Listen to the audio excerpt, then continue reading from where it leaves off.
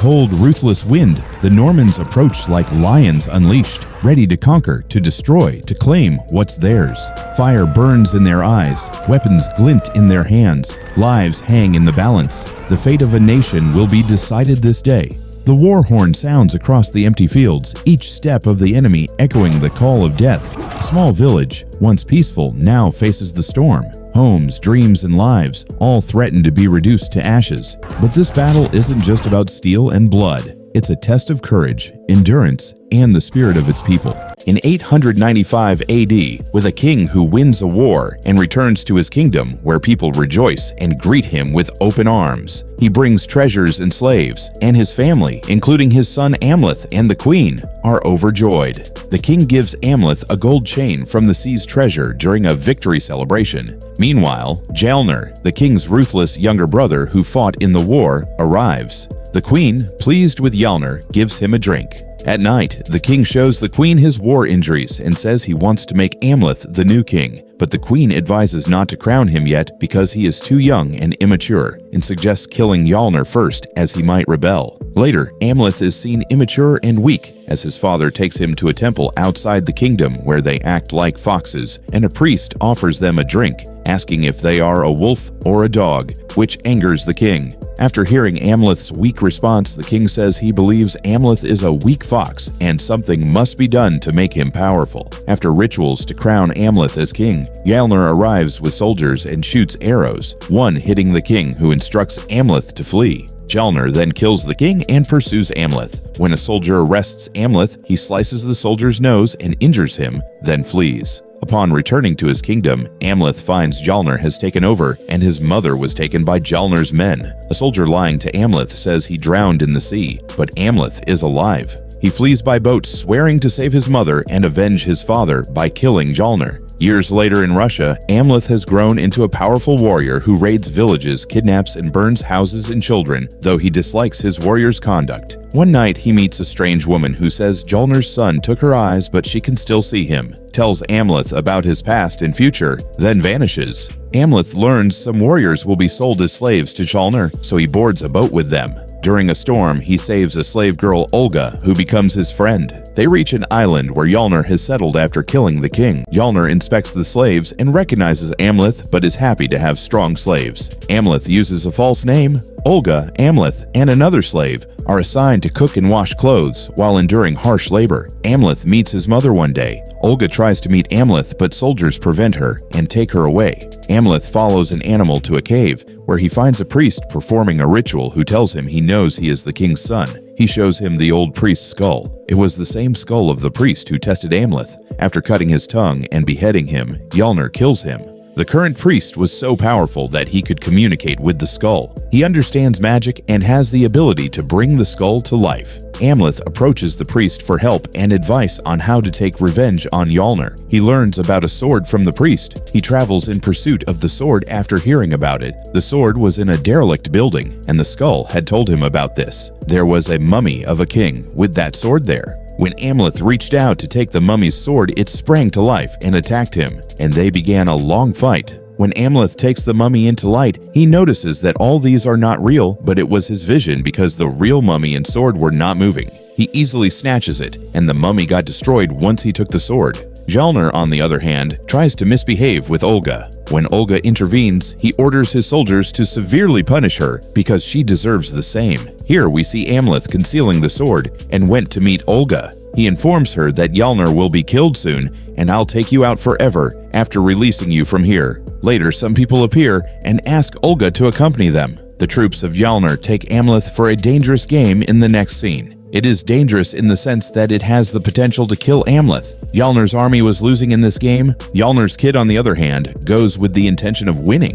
He fell because he was young and immature, and he got injured. When a soldier from another army was about to strike him in the head with a ball, Amleth arrives there and saves the life of his cousin. He defeats the warriors of the other team and wins the game. They were rejoicing because of their victory because of Amleth. This game was won. So if Jalnr's soldier appears and grants him permission to spend the night with Olga because they are aware that they are attracted to each other. Olga and Amleth later spend a lot of time together. Later, we discover that someone has killed several Jalnr troops, and they were hung outside the temple. Gelner's soldiers think it's all done by slaves, but a white-haired priest appears and says it's not the slaves who are doing it, but a soul that is dangerous. Everyone will be killed one by that soul, and we'll have to make sacrifices to save ourselves from that soul. They were preparing to perform a ritual to sacrifice a slave. We later notice some dogs start barking towards Amleth. When Gelner's dog starts attacking him, he kills them. On the other hand, the slave who was supposed to be sacrificed was not present,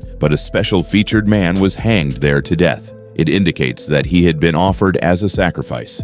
Gelner later gives the weapons to his slaves and asks them to protect him. Many of Amleth's slaves later end up dead. Here Amleth grasps the opportunity to meet his mother. He tells that it is Amleth your son, and I'll seek revenge of my father's death on Gelner tomorrow. She says that your father didn't care about me. I was like a slave for him. He was greedy, and he loved only money and treasures. But your uncle isn't like this. He didn't love money or gold, but he loves me.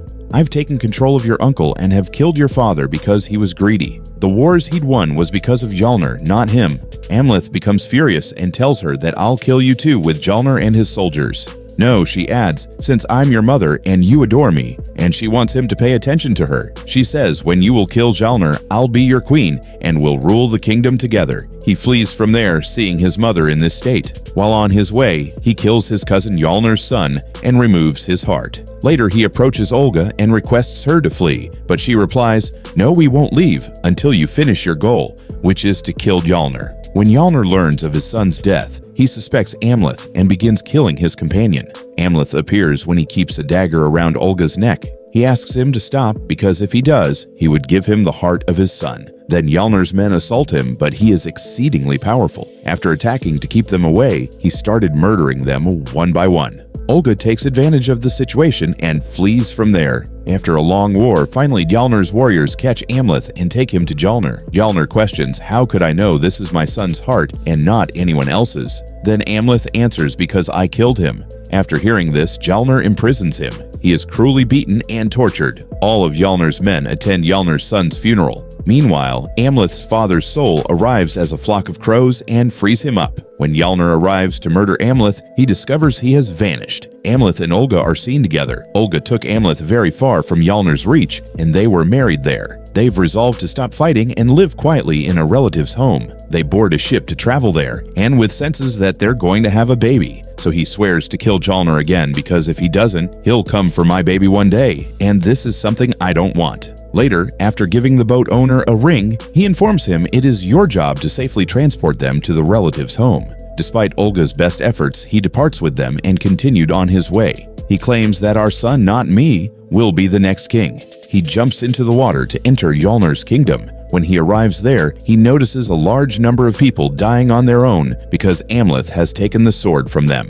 The Mummy King wasn't just any mummy. He held unique abilities and was assisting Amleth. As a result, several Gelner warriors were killed. Then he kills the soldier there who tried to kidnap him when he was a kid. All of the soldiers were killed and the slaves were freed. Then Amleth enters Gelner's residence to kill Gelner. There he was attacked by his mother from behind, but accidentally she was killed by her own sword. Gelner later appears in front of Amleth and informs him that I'll see you in hell. Now we see that Amleth arrived at the battleground. Gelner attacks Amleth after moving forward. Both were powerful and dominating each other in a long struggle. The war was of equal status. Later we see Gelner stabbing Amleth in the chest with his sword. Amleth beheads Gelner and both died. The movie ends here. Friends, if you enjoyed the video, don't forget to give it a like and drop a comment to let me know what you thought. Most importantly, make sure to hit that subscribe button. Your love and support are what keep me going. Thank you so much for watching.